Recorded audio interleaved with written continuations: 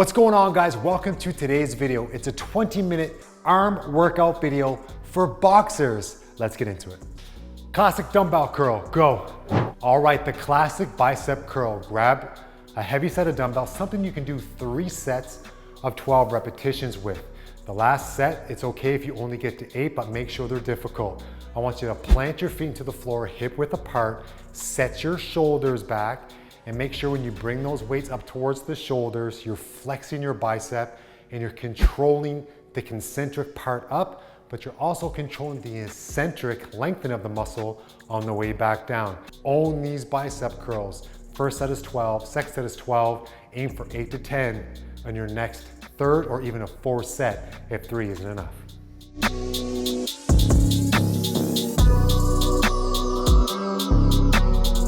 Let's hit some dips, get after it. Tricep dips. Get yourself a pair of dumbbells. You can use the same ones you use for curls. Set up that way or use a bench, even a chair. You can do them straight legged or bent leg. It's important for you to keep your shoulders back and strong. You do not have to go into a full range of motion.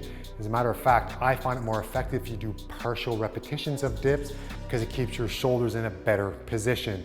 Aim for 12 repetitions for 3 sets.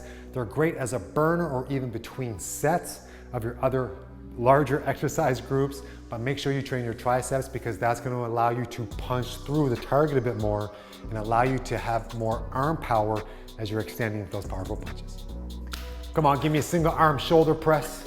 Shoulder press, either bilateral or unilateral shoulder presses are amazing to allow you to build more punching power in your 20-minute arm workout. The key to this one is, again, even if you're doing single or double arm press, standing that strong athletic stance, feel that your hips are directly underneath your core so you can brace better.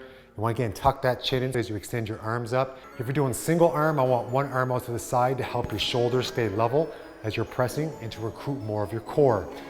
The reason why you want to do this is the more stamina and strength you have in your shoulders, the better your ability to keep your hands up so that when you get attacked and you have to block shots and throw punches from your hands being up nice and high, your shoulders have the ability to react, maintain stamina, and allow you to punch with power and speed. Once again, when you're building strength, great exercise. It's a part of most athletes' toolkits. It should definitely be a part of yours.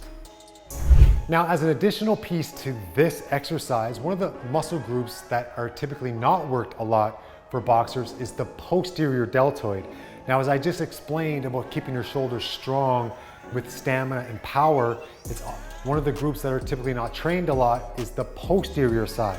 We do a lot of pushing and a lot of pressing. You see a lot of that on social media, but you gotta make sure the rear delts are trained as well, so that when you have to keep your hands in a stronger position back here, your arms aren't falling forward, because when they do, and you don't train that, when your hands come open here, obviously you're open for shots and you start throwing punches from down here instead of from up here.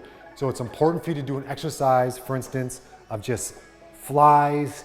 You can do cables here. You can do some isometrics to get that posterior deltoid to fire.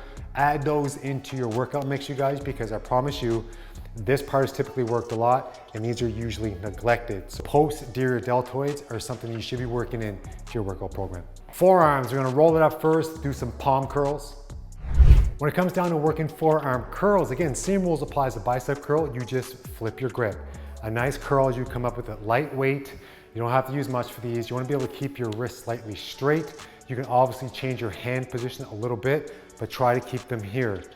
The key to this is to breathe as you're working it. Try not to push your elbows out too far as you're curling. The second version is more advanced, where you're working much more of your hand and finger strength in that curl position.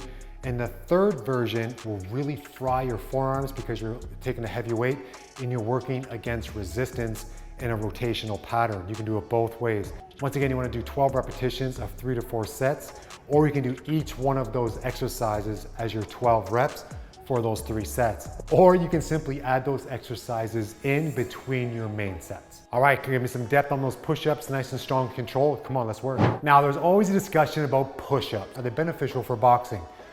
In my opinion, they are. The difference is how and when you do certain types of push-up. Now, 90 degrees will give you really good control, give you a lot of power, and typically increase strength. It doesn't put as much stress on your shoulders than going full range, which I know a lot of people would say, yo, but you're supposed to do that to get more stretch in the muscle. But we're boxers. The more tension you have in your shoulders and in your power, the better. When you start to go too deep and you have too much slack, you're actually lowering your power output as opposed to pushing from a 90-degree position, boom, and out. Remember, when you box, your hands are typically coming from here to punch.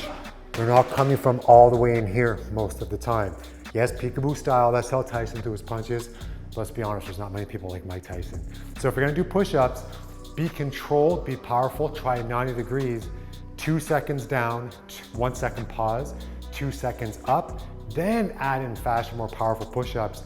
And I think you will see that style of push-ups or even bench press will probably help your boxing a bit more. Everyone's different, everyone has different styles, but that's definitely what helped me increase my power.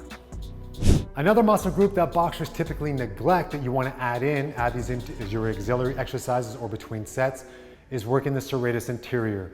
This push muscle at the end range here, gymnasts always use that muscle to pop off the mat with some strong explosive power.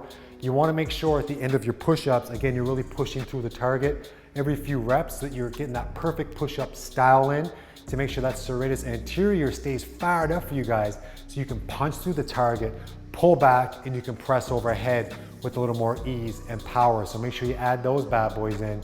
Again, 10 to 12 repetitions in between your push-up sets. Enjoy those exercises, get shredded, get strong, and I'll see you for the next workout. But before you go, make sure you subscribe to the Nate Bauer Fitness YouTube channel. I'll see you for the next one.